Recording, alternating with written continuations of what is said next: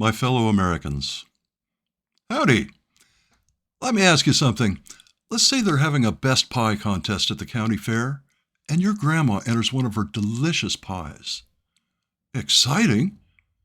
Then you see some other grandma over there handing out $100 bills to the judges. And that dirty cheating grandma wins the blue ribbon. What would you do?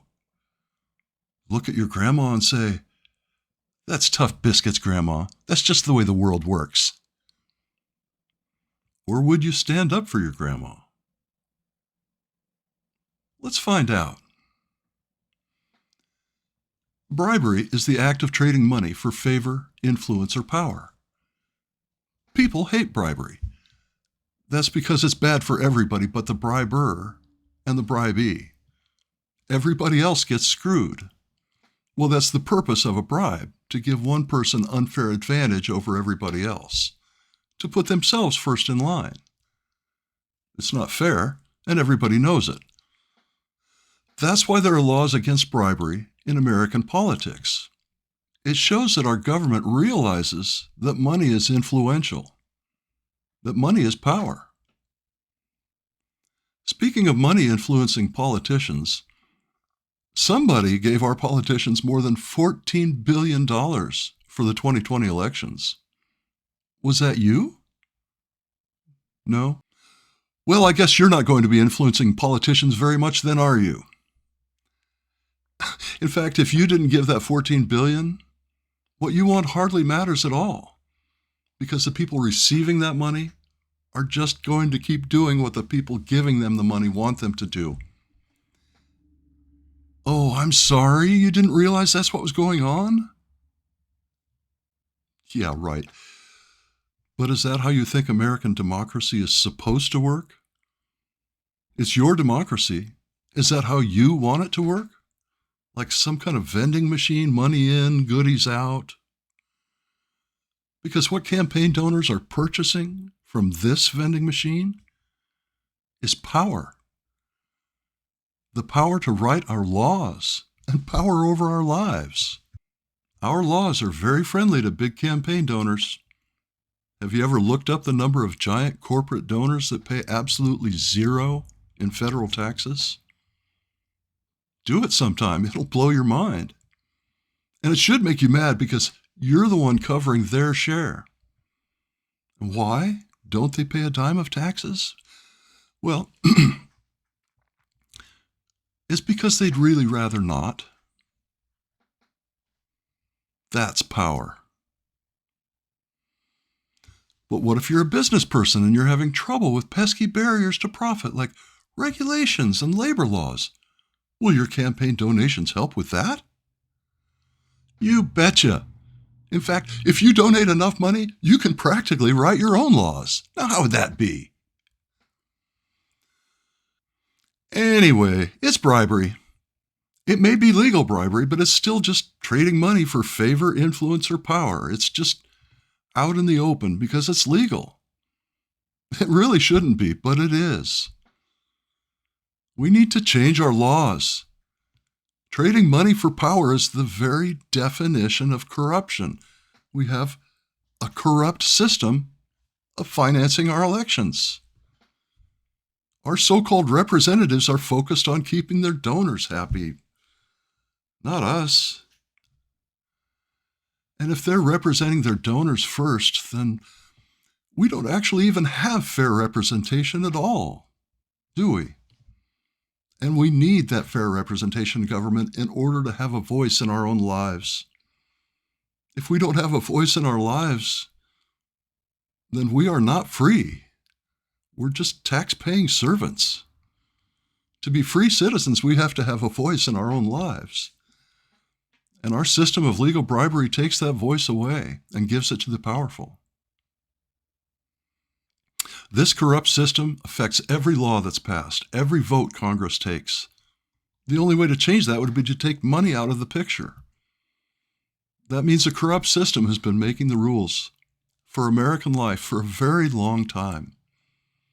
In fact, because of our influence, it's hard to name any place in the world that isn't somehow affected by the bribery in our government. For example, here's a news flash for you. There's a reason the U.S. drags its feet on international climate accords and pollution controls in general. It's money.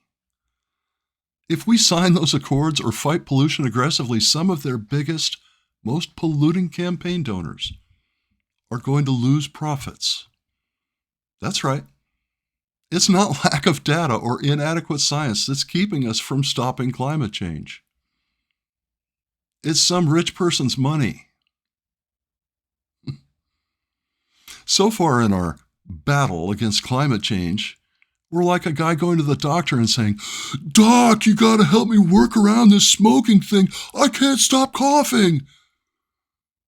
And the doctor says, "Work around? The problem is the smoking. You've got to quit the smoking."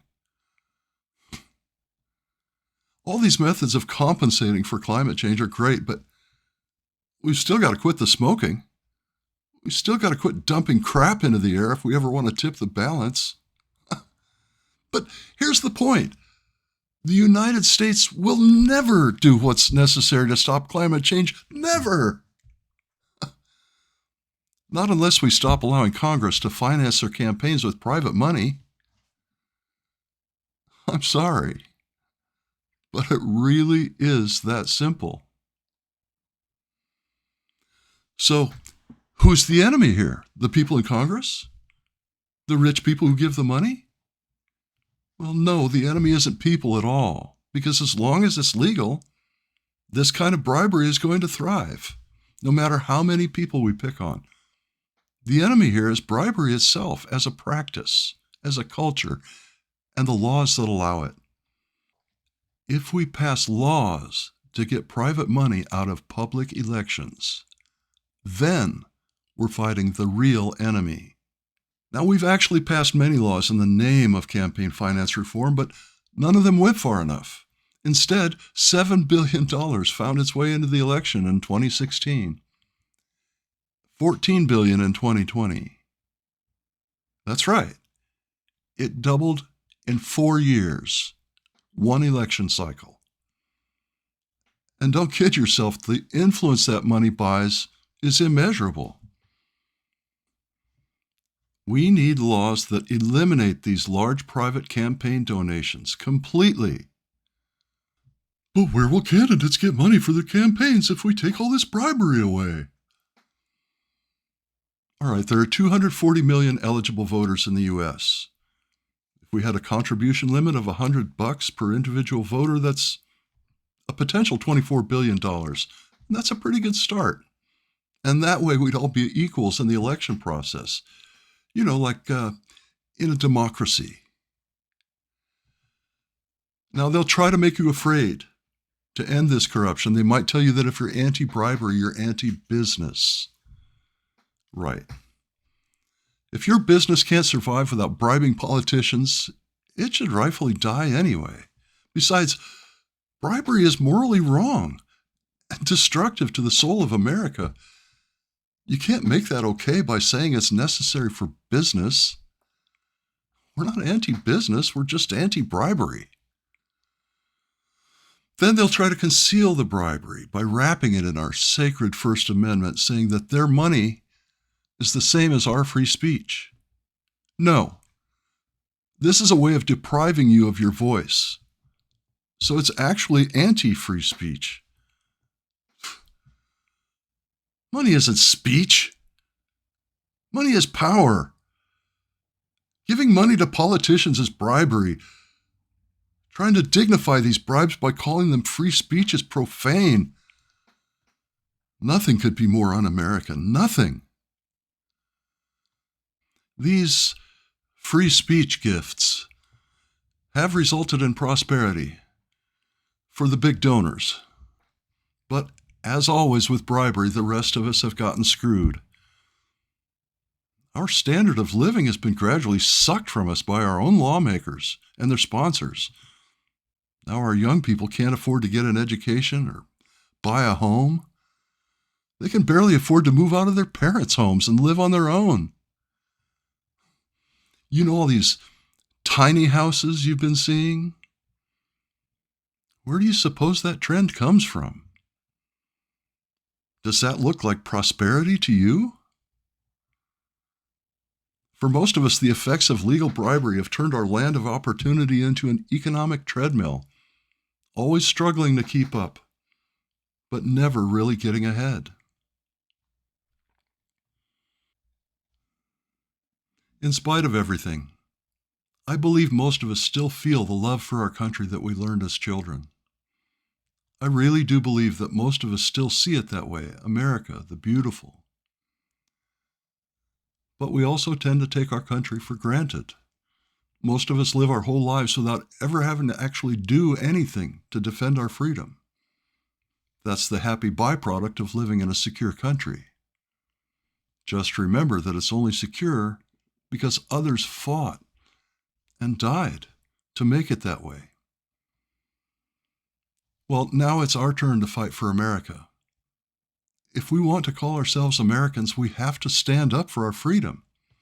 Being a patriot and fighting for your freedom isn't just some quaint idea. It's a measure of your character. We need to fight to rid ourselves of the system of legalized bribery that has taken over our country. And don't tell me it's hopeless. There are 535 members of Congress. There are 240 million eligible voters in the United States. That's a lot of hope, really. The only way to lose the war on corruption is to do nothing. The good news is, these people still want to get elected. That's where our power lies. They need to hear directly from us that they can't get elected anymore without supporting an end to private money in public elections. All right, how shall we start? How about if we contact our congresspeople, let them know what's on our minds? Okay, first go to this website and find email addresses for your 2 senators, your 1 representative, and the president. Then send them an email. Oh, it's too hard. I don't know what to say. It's okay. It doesn't matter what you say. Just write in the subject line, Campaign Finance Reform Now, 4 words, or something similar. Then if you've got a message you want to put in there, all the better, but you don't have to. You could put a picture of your dog in there if you wanted to, and then just hit send. We need Congress to see millions of subject lines calling for campaign finance reform. That will be our message. By the way, this may actually be the easiest thing in the world to do. You'd literally spend more time and energy eating a donut than doing this. Think you could handle eating a donut to defend your country? Try sending an email. This battle is going to be won by force of numbers. We know they won't pay any attention to 10 emails, but it's a little harder to ignore 10 million. And that's what we want. Can you imagine 10 million Americans contacting their congresspeople over and over? Think of all those pictures of dogs demanding campaign finance reform. It would drive them insane. Can you feel the power yet? If you'll do that, send a simple email to the people who are supposed to be representing you. You'll have exercised a couple of your most sacred rights and responsibilities as an American, and you can do it all without getting off your couch. Okay, 10 million emails is a nice little attention getter.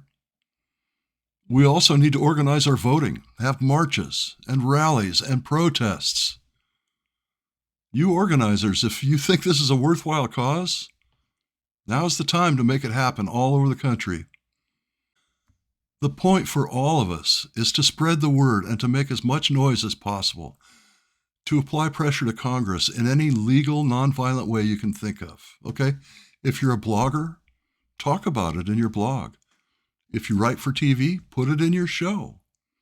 Whatever you can do to spread the word. Well, here we are. This is it. You said you'd stand up for Grandma. Are you going to stand up for America? Send a few emails? Maybe go to a protest or two? You better do it before somebody's money takes away your right to do it. Now, I can't speak for any of you, but I'm going to make some noise. I'm going to fight this while I still can. Now, of course, I'm really hoping to bring 240 million of my friends with me, but that's up to you guys. See, it was never my goal to convince you to be anti-corruption. I knew that most of you already agreed with me before you got here. My only goal, and my sincere hope, is to convince you to stand up for yourself, to not spend the rest of your life like some passive, obedient victim.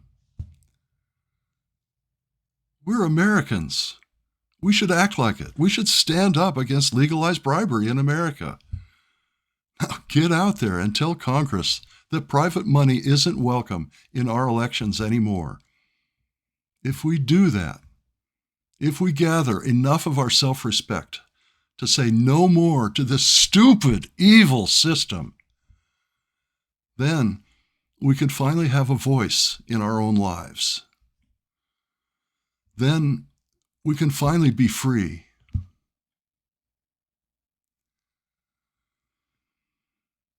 Thanks so much for watching this long video.